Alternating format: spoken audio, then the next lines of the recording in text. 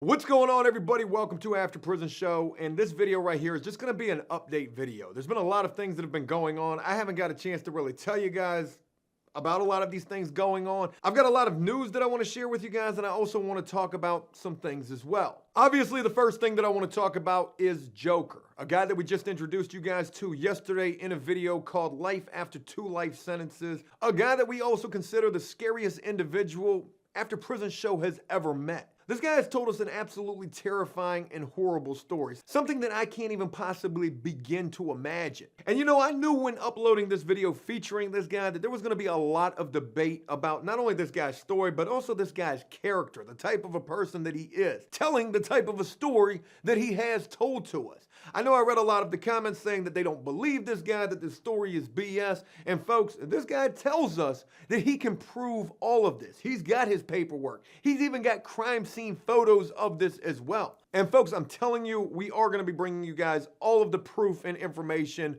when we get it. He tells us that his sister has it, his sister again being the lawyer who would help him to give back one of these life sentences because of some loopholes in his case. And so I honestly can believe that his sister has whatever paperwork he's talking about, paperwork that will ultimately prove his story to be true. And we're going to be working diligently to get that paperwork, to be able to share that with all of you. Because again, like I said, there were a lot of people who were commenting saying that his story is some BS. And you know, it's thinking about those type of comments that really make me think, you know, how and why would anybody want to make up a story like this? Why would anybody want to say that this is some stuff that they have done? I mean, the story this guy shared with us of what he's been through most certainly doesn't paint this guy to be any type of a hero. In fact, it paints this dude out to be an absolute monster. This guy tells us that he killed somebody in a very graphic and horrific type of way because they poisoned his niece. But with the fact that he says he would go on to kill 4 other people who were probably innocent in this situation, this isn't really painting this guy out to be any type of a heroic figure. So I just wanted to share that with you guys. Again, that's like my opinion of this situation. But moving on, there's some other things that I want to talk with you guys about in this video as well. Look, yesterday was an absolutely crazy day for me. Yesterday not only being the day that we uploaded this insane story about this guy Joker, but yesterday would also be the day that my wife had to have surgery, this surgical procedure where they would go in and extract these eggs from her. And this would end up being like the first leg of this IVF journey that her and I are going on together. So again, I can't emphasize enough that yesterday was just absolutely insane. While that video was going live yesterday, I'm sitting in a waiting room while my wife is going into surgery. And you know, I've never dealt with surgery before. I've never had to wait on anybody who's having surgery done. And I want to tell you guys, this was an absolutely scary and stress-filled process. You know, to think about the person that you love more than anything in this world getting ready to be put under with anesthesia, and then them getting ready to cut her open or do whatever it is that they're doing to her in an effort to get through the first half of this IVF process, something that is ultimately because of me that she's having to go through this. Folks, you can't even imagine what I was feeling during this. But one thing that I was definitely feeling was scared. You know, I was just scared and hoping and praying that this situation would end up going good. And it would. It would. While the surgery was taking place, the doctors were coming back telling me how it was going. They definitely kept me informed throughout this thing. And, you know, I'm grateful for that. And I'm also grateful that the procedure would end up being a success. And the reason that I say it was a success is because after it was done, again, they're going up inside my wife to get these eggs from her. Folks, they would end up getting 40 eggs. 40 of them during this egg retrieval process. And you know, it was crazy because the doctor would tell me while my wife was still trying to wake up from the anesthesia, he says, you know, we got 40 eggs. You're in trouble.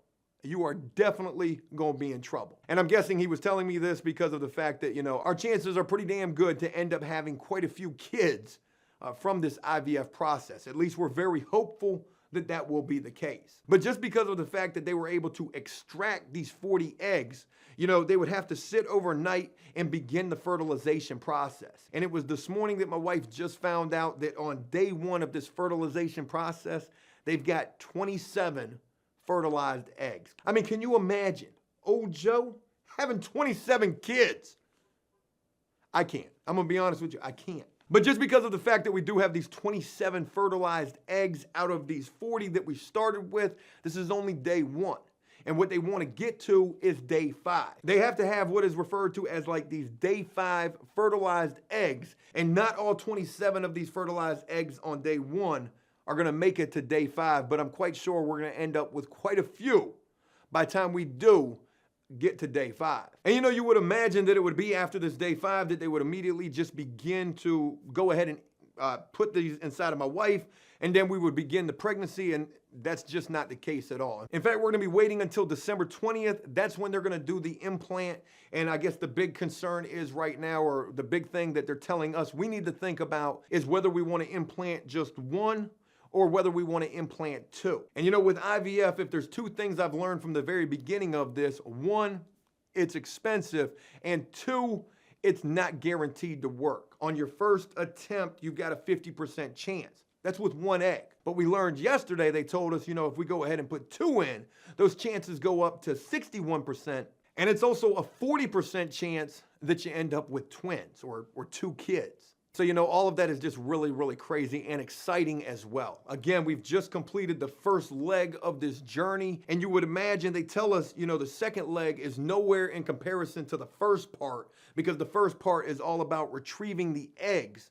But this second part is definitely going to be just as crazy. And the reason for that is because leading up to December the 20th, my wife's got to take all of these medications again, more shots. I mean, we've literally got a calendar with just so many different things that have to be done on each individual day leading up to December the 20th. But the good news regardless is yesterday was the surgery. That went perfect. They got to 40 eggs yesterday. 27 have made it to day 1. I'm sure a bunch are going to make it to day 5. And now we're just waiting to get to December the 20th. And prayerful and hopeful that everything is going to work out when we reach that date. So I wanted to share that with you guys as well, because that's huge news in my life. And, I'm honored and blessed and just fortunate to be able to share this with you guys. And I want to thank each and every one of you who have offered just so much support, kindness, kind words, thoughts, prayers, and just so much support throughout this procedure. Not only for just me, but also for my wife as well, who many of you don't even really know. And it is my hope to really be able to introduce you guys more to Miss Rainey, my wife. I'm really hoping that I'm able to do that, and I'm hoping that I'm able to do that, soon. There's 2 final things that I want to tell you guys about in this video. And again, this is really just an update video. I got a lot of things going on today, a lot of things going on tomorrow. And to be completely honest with you guys, between work and this IVF with my wife, I mean, we are absolutely slammed. So, I am happy to be able to have this moment to share these things with you, because I feel like these are things that, I want to share with you guys, and I hope that you guys really want to hear about. But real quick, I want to tell you guys about Danny. Danny's doing awesome. I talk to Danny every single day, and you guys are going to be seeing more of Danny real soon. I can promise you that. Also, Shannon. Shannon, we've been in contact with every single day. And just like Danny, you guys will be seeing her real soon as well, as we continue to try to help her, just as we've helped Danny try to stand a better chance out here in the free world. And it's with mentioning those 2 individuals right there that I want to also go back to Joker. A lot of people also commented saying, this is somebody that we should probably stay away from. This is somebody you guys should probably be very cautious of. This guy is crazy. And trust me when I tell you, I feel you on that. I completely agree with you. However, this guy has opened up to us. For whatever reason, he's been willing to share his story with us. And not everybody that we bring on to After Prison Show is going to be the same type of thing. Danny, we brought him on. We wanted to help him. With Shannon, it's the same exact thing. But Joker, I mean, this guy's just a little bit different. There's going to be certain people that we bring on because they just want to share their stories. And to be completely honest with you, I'm not honestly sure what kind of help we can offer to this guy. If there is something that we can help him with, of course, I would be willing to do so, but only if I could believe and really see, and this guy could prove to me that this guy really wants to stand a good chance of making it out here. And I kind of feel like he does. So who knows what the future holds in that department. But the reason I bring this up is because, again, not everybody who comes on to After Prison Show is going to be somebody that we're attempting to help. Though that probably should be the case. I'm just speaking out loud, sharing these things with you.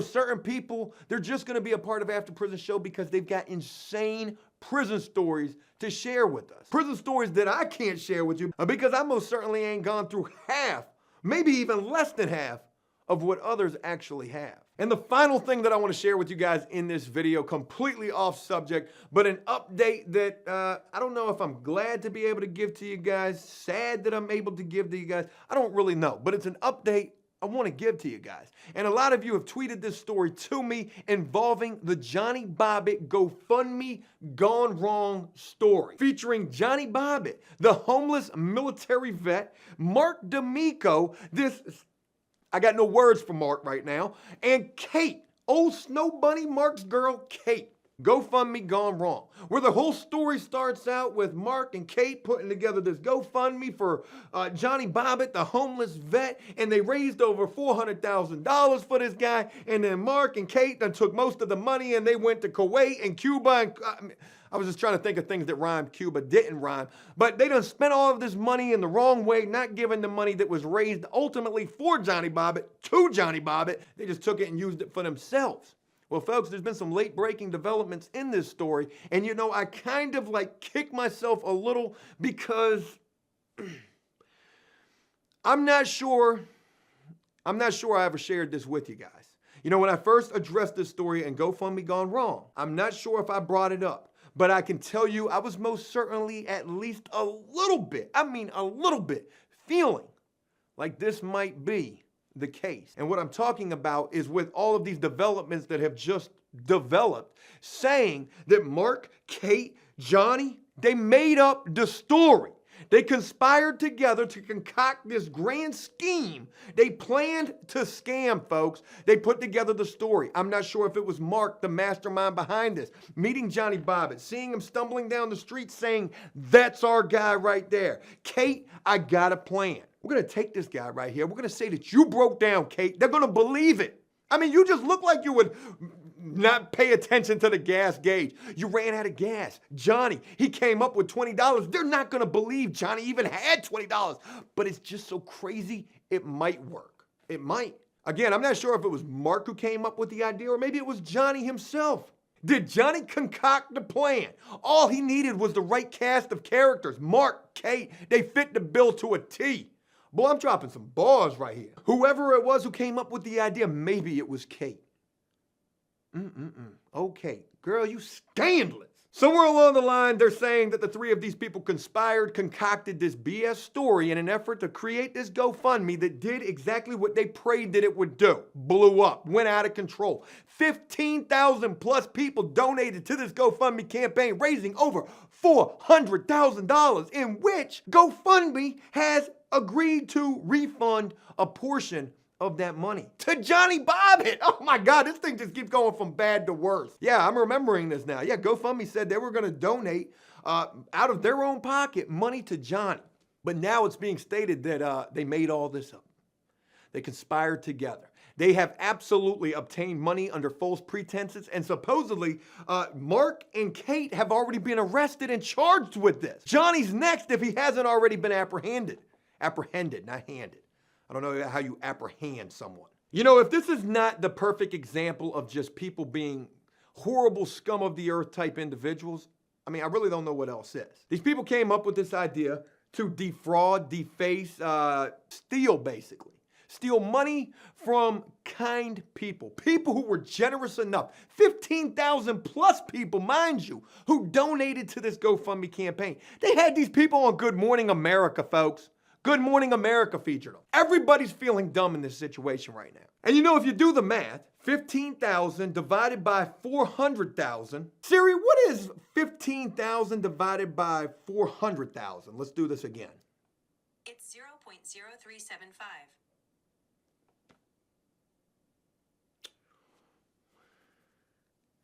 Okay.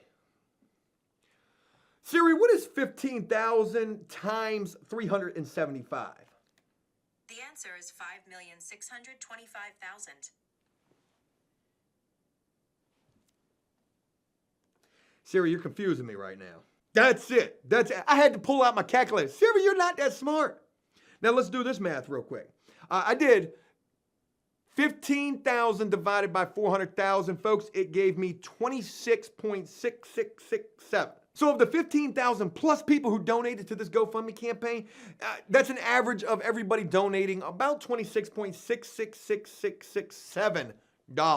But you know, I can guarantee that there were certain individuals of those 15,000 who donated way more than that 26 bucks. And you know, no matter if a person donated a dollar, a penny, $1,000, whatever, these people are dead wrong for what they did. They obtained money under false pretenses. They scammed, they conned, they manipulated, they horrible. And they deserve to have the book thrown at them. And you know, I've never said this before in my life. You know, you would usually imagine somebody saying, I would love to be a fly on the wall. No. I would love to be the prosecutor in this case, talking to the judge, the jury. Your Honor and kind folks here in the jury, I'm about to paint a picture for you involving one Mark D'Amico, Snow Bunny Kate, his girl, and also Johnny Bobbitt. Not the same Johnny Bobbitt to be confused with the guy from the 90s who had his thing cut off. No, not that guy. This guy right here, folks. This homeless military vet. Folks, these people together would concoct a plan to manipulate, scam, and monopolize through GoFundMe, a crowdfunding campaign website. Folks, over 15,000 plus people would donate, believing. Good Morning America believed. Your Honor, the jury, we're seeking the death penalty. I'm quite certain that won't be the verdict, death. But you know, I do certainly hope that these people get exactly what they deserve.